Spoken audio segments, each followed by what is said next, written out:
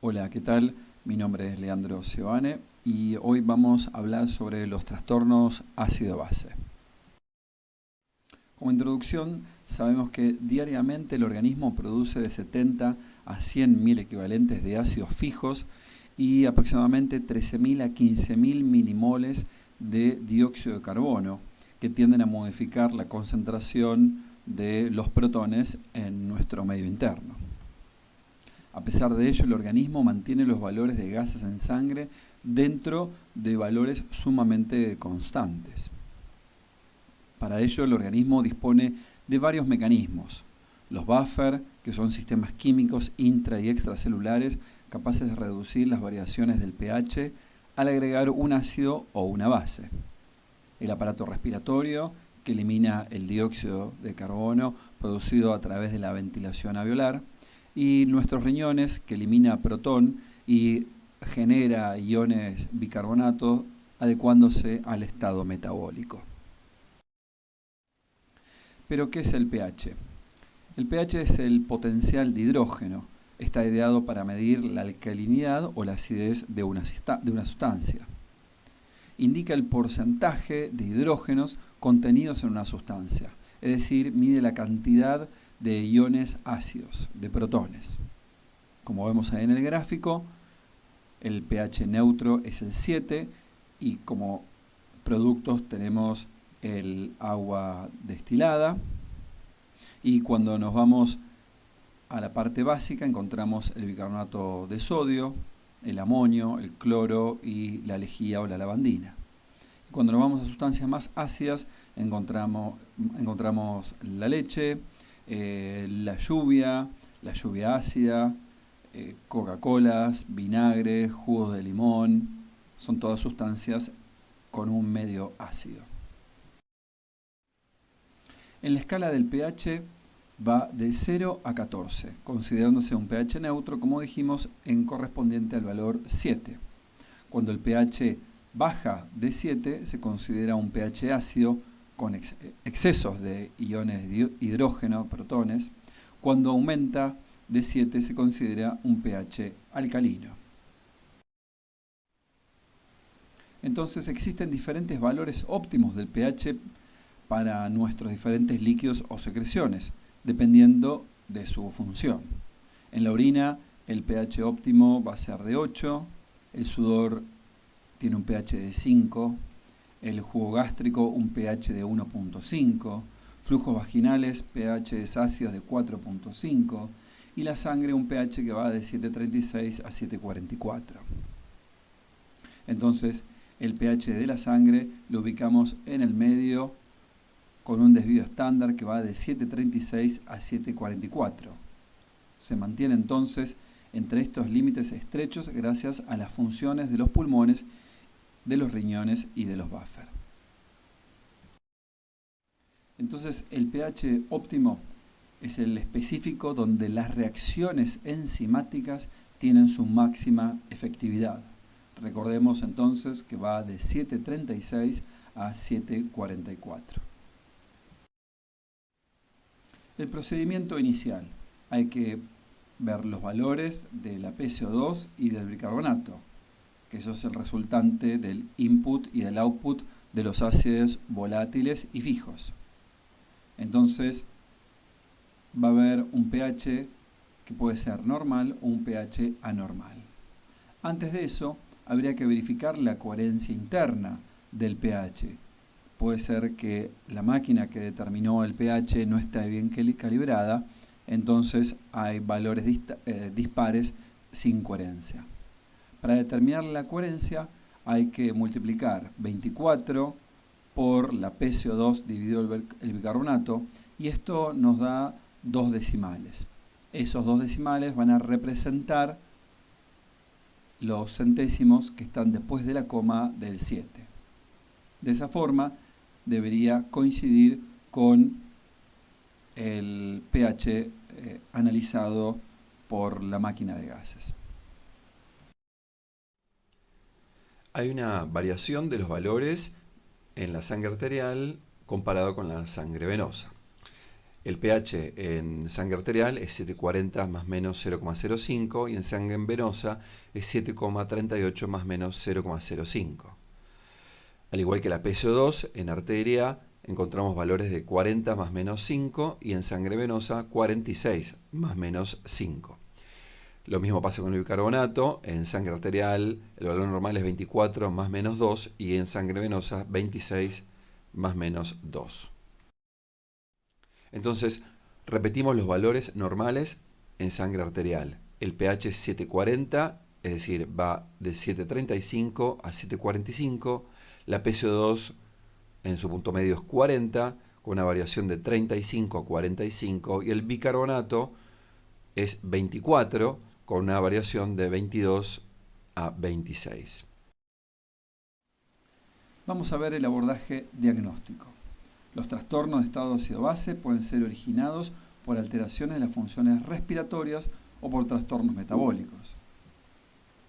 Las alteraciones de la función respiratoria se detectan por los cambios de la CO2. Las alteraciones metabólicas provocan cambios en el bicarbonato o en el anión restante plasmático, que es el GAP. Ambos cambios repercuten en la concentración plasmática de hidrógenos y expresada por el pH. Bien, cuando tenemos un pH menor a 7,36 estamos hablando de una acidemia, y si el pH es mayor a 7,44 hablamos de una alcalemia. Por lo tanto, siempre hay acidemia, hay una acidosis responsable de la misma, pero puede haber acidosis sin acidemia por la presencia de otro trastorno, que es la alcalosis, que lleve el pH dentro del rango de la normalidad. Entonces repasemos la terminología. Cuando hablamos del pH que está aumentado, hablamos de alcalemia, y si está disminuido, hablamos de acidemia. Cuando hablamos de bicarbonato que está aumentado, hablamos de alcalosis metabólica. Cuando está el bicarbonato disminuido, hablamos de acidosis metabólica. Y cuando tenemos el dióxido de carbono aumentado, hablamos de acidosis respiratoria. Y cuando está disminuido, hablamos de alcalosis respiratoria. Cuando tenemos un pH anormal, pero la PCO2 y el bicarbonato están anormales, estamos frente a un trastorno mixto. Es decir, tenemos una alcalosis metabólica más una acidosis respiratoria, o la inversa, una acidosis metabólica más una alcalosis respiratoria. Bien, ahora tenemos un pH anormal, por lo tanto hay que visualizar el bicarbonato y la PCO2. Identificar la alteración primaria que explica la variación del pH. Por lo tanto, hay que analizar el otro componente del par. Si este otro componente está normal, significa que no hay una compensación fisiológica, por lo tanto estamos frente a un trastorno mixto. Pero si analizamos el otro componente y se encuentra alterado, hay que hacer la cuenta para visualizar si ese valor es esperado en la compensación. Por lo cual, si esa cuenta difiere, significa que estamos frente a un trastorno mixto, o luego de la cuenta, si encontramos que es igual a la variación, estamos frente a una adaptación fisiológica. Este es un algoritmo diagnóstico que explica de forma similar los trastornos del pH. Están los índices según el trastorno primario, es decir, el trastorno metabólico. En la acidosis metabólica el índice de compensación es de 1,2, el de la alcalosis metabólica 0,7. En las alteraciones respiratorias, frente a una acidosis, si es aguda, el valor es 0,1, y si es crónica 0,35, y en una alcalosis aguda 0,2 o una alcalosis crónica 0,5. Ahí se muestran los límites máximos de adaptación de la CO2 o del bicarbonato. Veamos un ejemplo donde tenemos un pH disminuido de 7,20, un bicarbonato también disminuido de 18 y una CO2 también de 22. Por lo tanto, estamos frente a una acidemia. Nuestro trastorno primario es una acidosis metabólica que explicaría el descenso del pH. El otro trastorno, ¿cómo está? Si hubiese estado normal, el trastorno es mixto, pero el trastorno está alterado, por lo cual habría que ver si esta PCO2 de 22 es la compensación de la acidosis metabólica. Entonces, ¿puede haber aparte una alcalosis respiratoria? Vamos a hacer una cuenta que es la diferencia del bicarbonato normal, que sería 24, menos el 18 de nuestro paciente, nos da 6. Multiplicamos por el factor de compensación de la acidosis metabólica, que es 1.2, y nos da 7.2. Ahora bien, a la CO2 esperada, que lo normal es 40, le restamos 7 y el resultado es 33 de PCO2 esperada. Por lo tanto, la PCO2, al ser de 22 en nuestro paciente y no 33 como la esperada, el trastorno ácido-base es mixto. Hay también una alcalosis respiratoria. Si hubiese sido la PCO2 de 33, el trastorno solo es acidosis metabólica por una compensación fisiológica. Vamos ahora al trastorno más frecuente, que es la acidosis metabólica, donde está disminuido el bicarbonato. Hay un desequilibrio entre la producción o la excreción del bicarbonato. ¿Qué consecuencias tenemos? Respiratorias, empieza a haber disminución de la frecuencia respiratoria, hipocapnia, respiración de Kussmaul, depresión miocárdica y vasodilatación con la acidosis metabólica, liberación de catecolaminas, vasoconstricción arterial, vasodilatación venosa. Desplaza la curva de disociación de hemoglobina a la derecha, por lo tanto hay mayor liberación de oxígeno tisular. También hay hipercalemia, depende de la función renal y de estado del LEC, aumento del metabolismo proteico, aumento del calcio iónico, del sodio urinario y del fósforo urinario. Aquí tenemos la relación de la PO2 y el porcentaje de oxígeno de la saturación de la hemoglobina. Van a ver que esta curva tiene una relación que no es lineal, sino exponencial. Por lo tanto, cuando disminuye el pH o aumenta la temperatura o aumenta la CO2 arterial o aumenta el 2,3 de pG, sucede que la curva se aplana. Por lo tanto, el P50, que es la saturación de oxígeno al 50%, cuando habitualmente es de 35, al disminuir la curva hacia la derecha, lo que pasa es que el P50 va a aumentar y pasa a ser de 40. Esto explica que hay mayor liberación de oxígeno de la hemoglobina hacia el torrente sanguíneo. Bueno, en la acidosis metabólica hay dos respuestas, una es extrarrenal y otra es renal.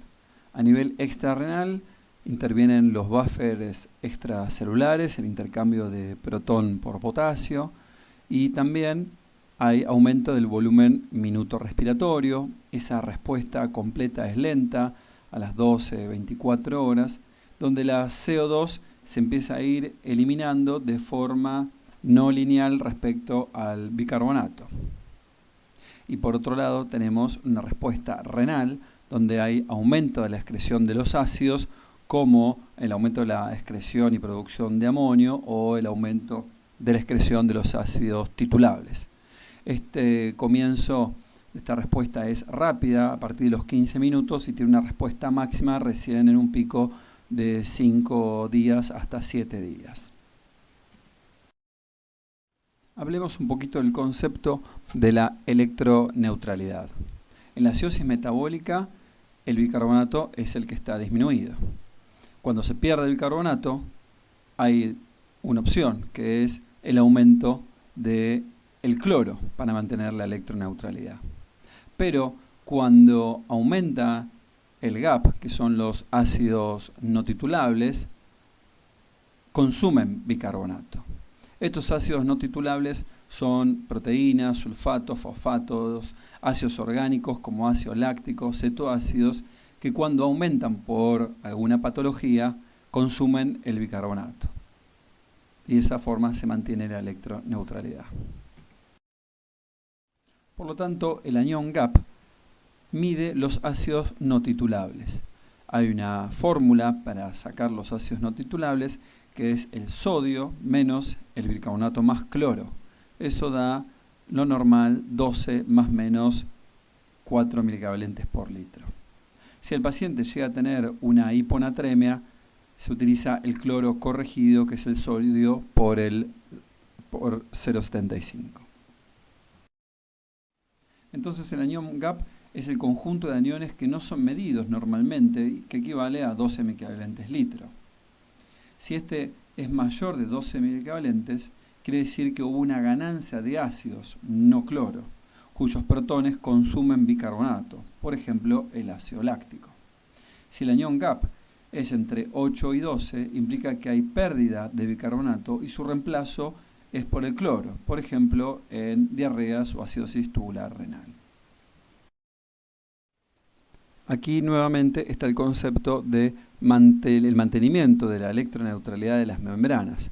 Esto es lo normal, donde hay todos los cationes, que son sodio, potasio, calcio, magnesio, y del otro lado están los aniones, donde está el cloro, el bicarbonato y estos ácidos no medibles. Cuando hay acidosis metabólica con anión GAP aumentado, significa que algunos de estos aniones no medibles aumentan y consumen el bicarbonato, por lo tanto el pH disminuye. Y cuando hay acidosis con anión GAP normal, significa que disminuye el bicarbonato por pérdida, por ejemplo, y aumenta el cloro para mantener la electroneutralidad de los aniones.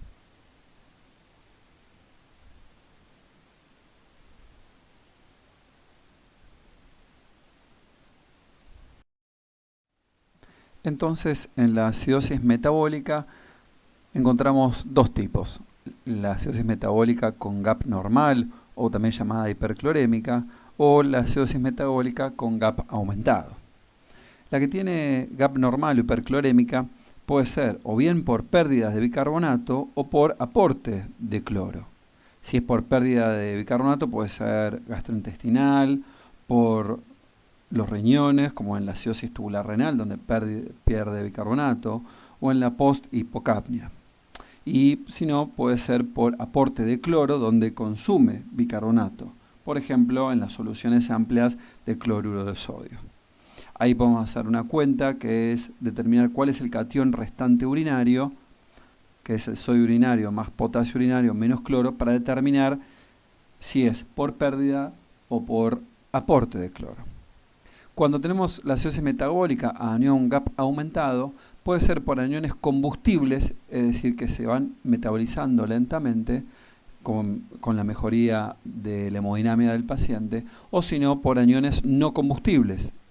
Por ejemplo, algunos tipos de tóxicos, como algunos alcoholes, el ácido acetil salicílico o algunos tipos de insuficiencia renal. La acidosis láctica puede ser un desbalance del aumento de la producción o una disminución de la eliminación. Básicamente, el que interviene en la eliminación del ácido láctico es el hígado.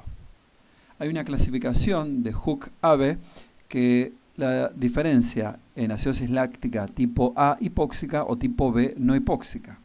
La hipóxica es la que está relacionada con el shock, la isquemia, la hipoxemia, una anemia severa, intoxicación por monóxido o cianuros.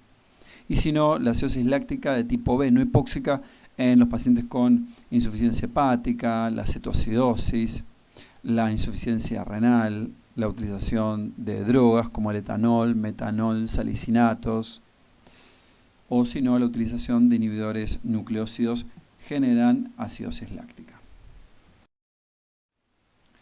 La acidosis metabólica a GAP aumentado dijimos que podían ser los diferentes tipos de tóxicos, como el etilenglicol, el metanol, los salicilatos o el paraldehído. Todos ellos lo que generan es aumento de esta brecha de los GAP no medibles habitualmente y por lo tanto consumo de el bicarbonato, y de esta forma genera acidosis metabólica con acidemia y disminución del pH.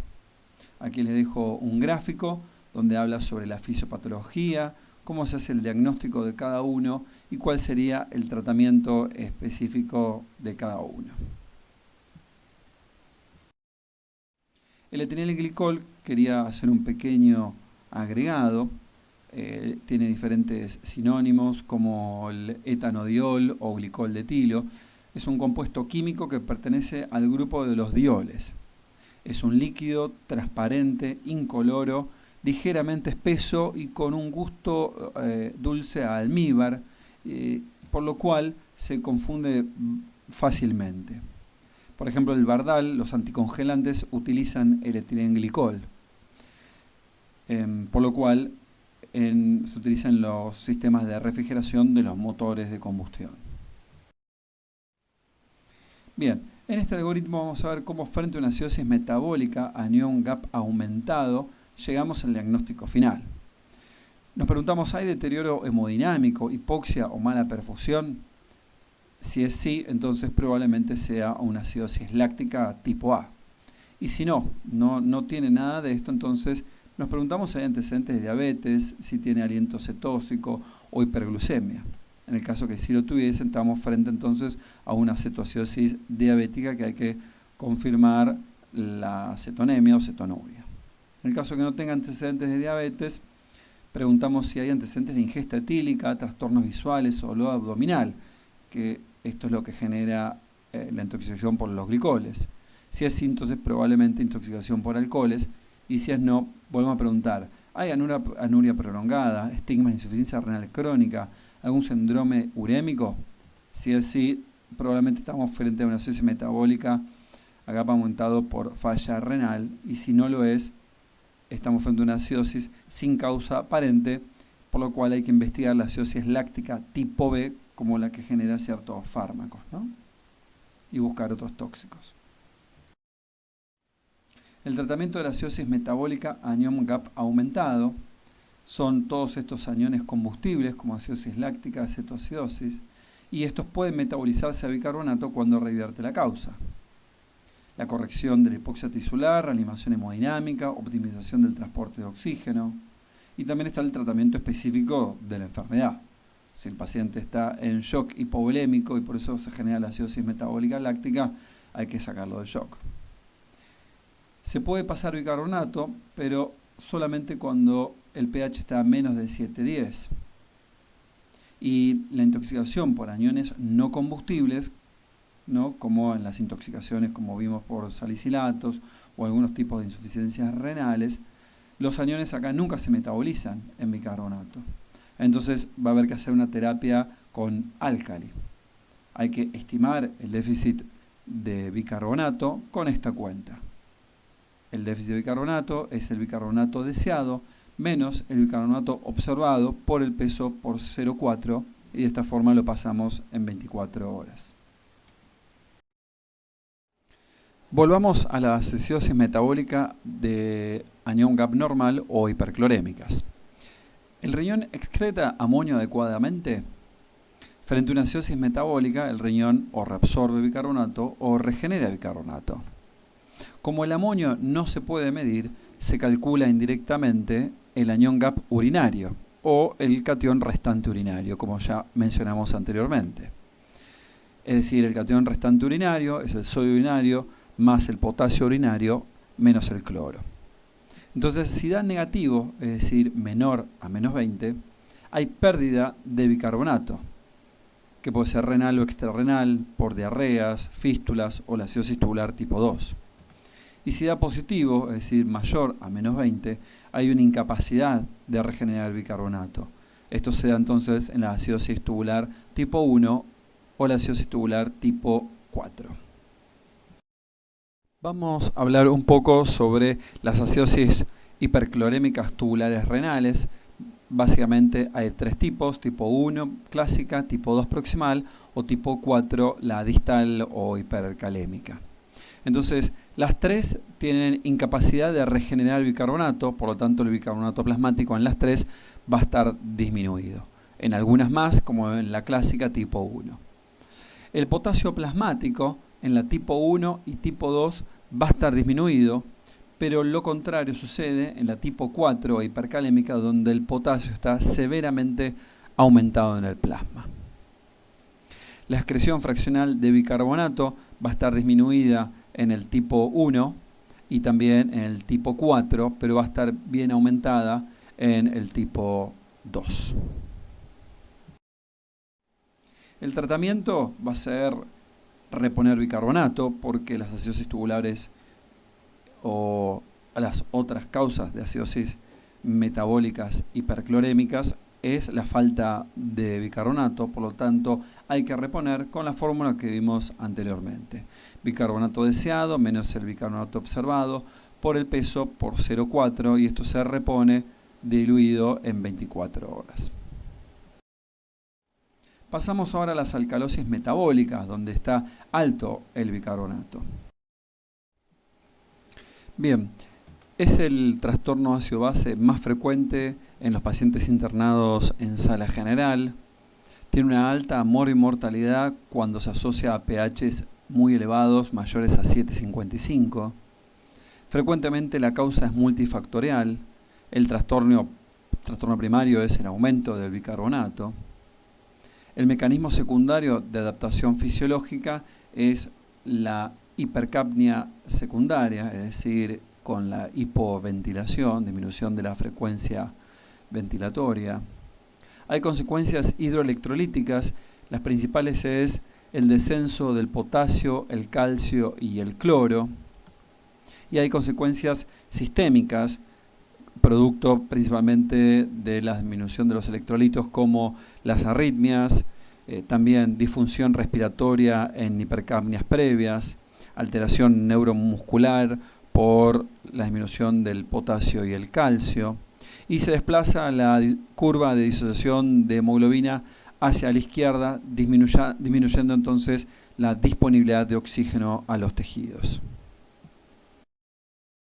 ¿Cuáles son las respuestas de nuestro organismo frente a una alcalosis metabólica? Hay respuestas extrarrenales y renales. Con respecto a las extrarrenales, está el uso de los bufferes ácidos plasmáticos e intracelulares, como el intercambio de potasio por protón.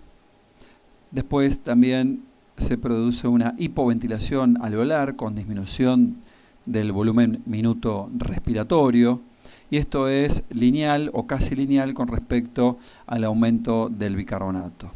Y obviamente esta hipoventilación va a estar limitada por la caída de la PO2 arterial.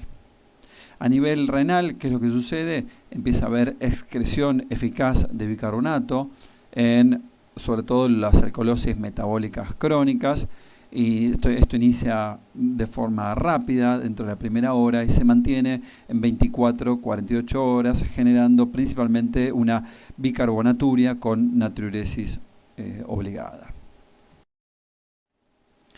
Hay dos tipos de alcalosis metabólicas, las llamadas clororrespondedoras o las clororefractarias. Las clororrespondedoras son aquellas que tienen el cloro urinario bajo, menos de 20 miliequivalentes por litro, y estas causas son, por ejemplo, cuando hay pérdidas gástricas, como vómitos por sondas nasogástricas, donde se elimina cloro y se gana entonces bicarbonato.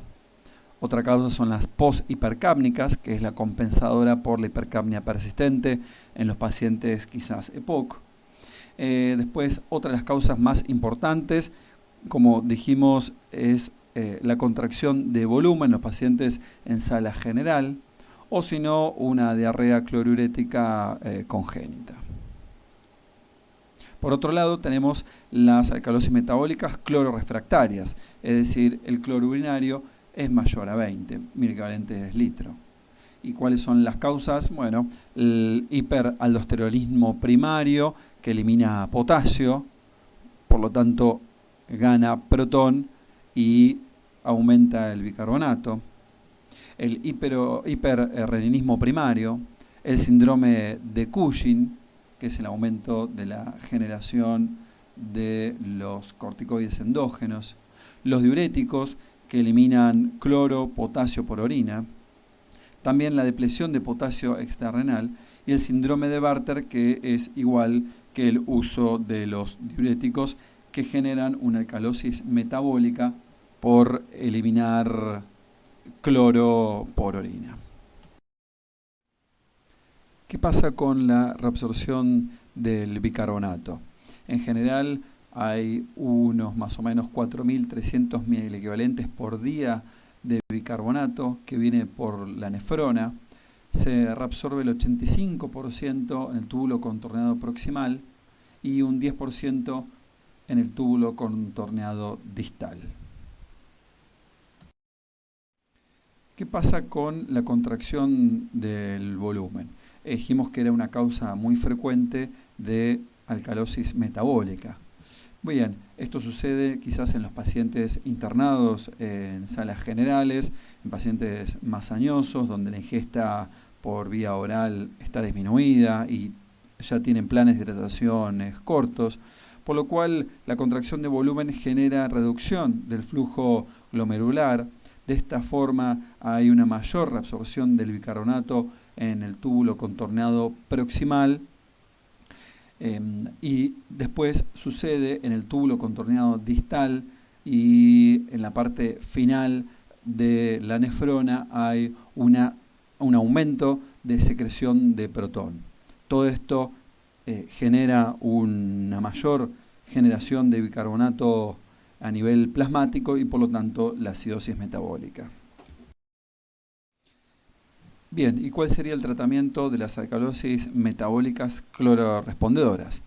Bien, los pacientes con pérdidas gastrointestinales que eliminan principalmente cloro, bueno, hay que reponer cloruro de sodio, potasio y disminuir las pérdidas gástricas con inhibidores H2 o de bomba de protones.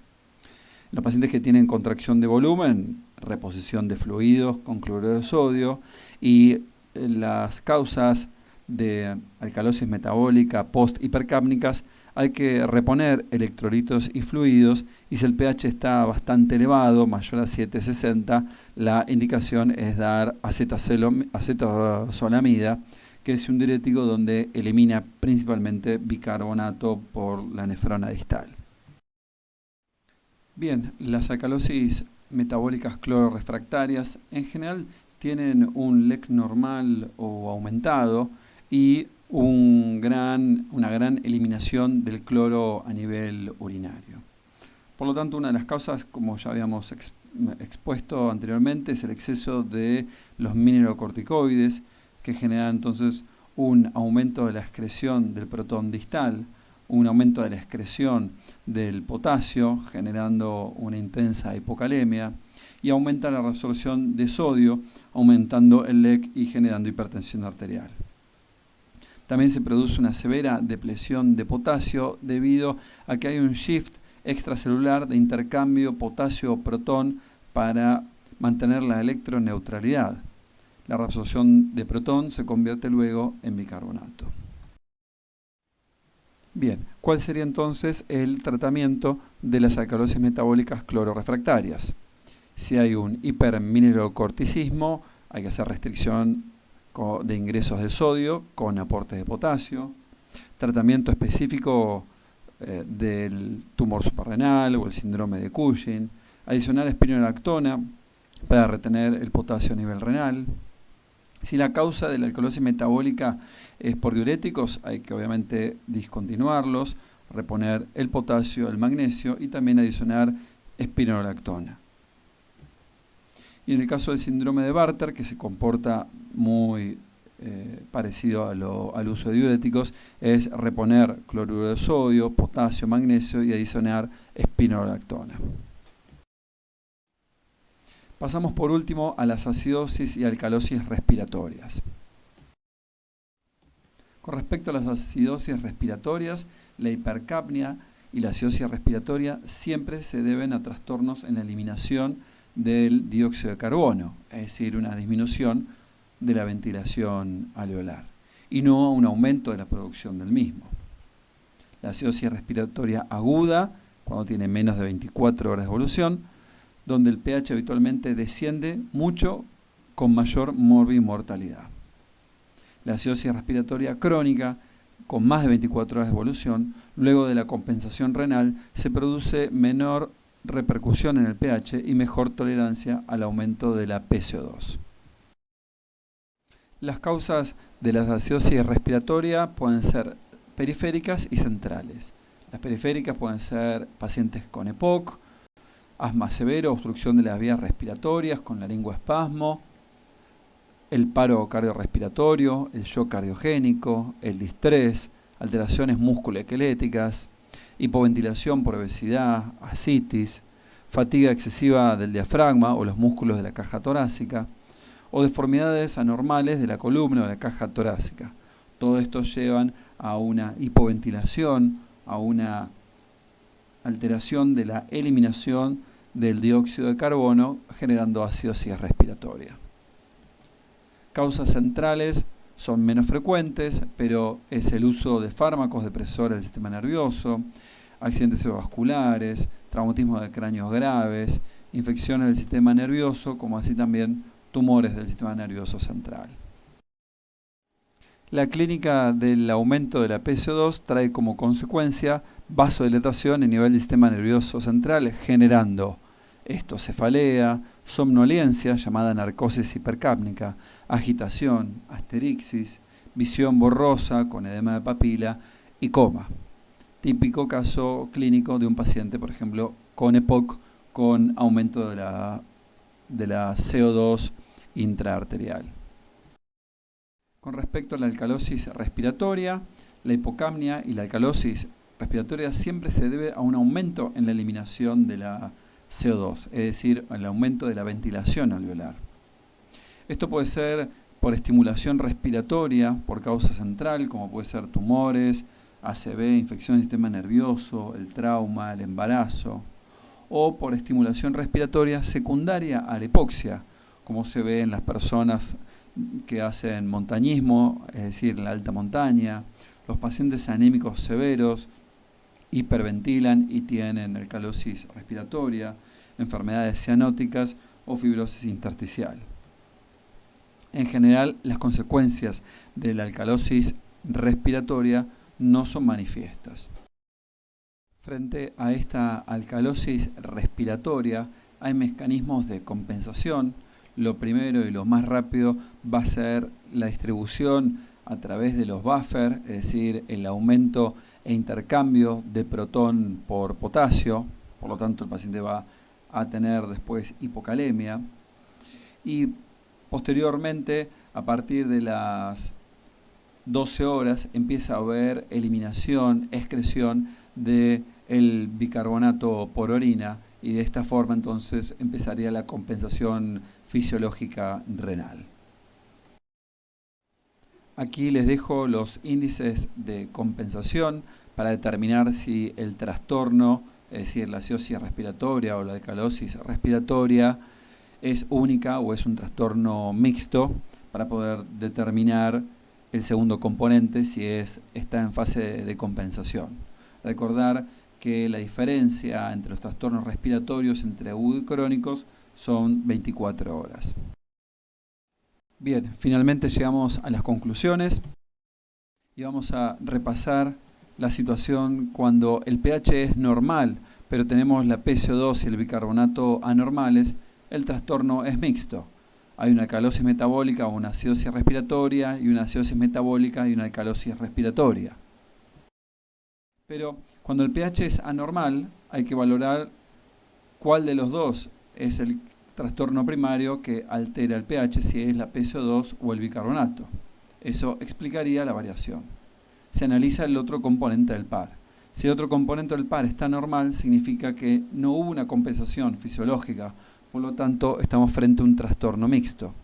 Pero si el otro par también se encuentra alterado, hay que hacer la valoración esperada para ver si hay una compensación. Si después de la cuenta difiere, significa que hay un trastorno mixto, pero si haciendo la cuenta la compensación es adecuada, entonces hay una adaptación fisiológica. Hasta aquí hemos llegado. Gracias por su atención y espero que les haya servido esta charla para ponerla más en práctica. Gracias.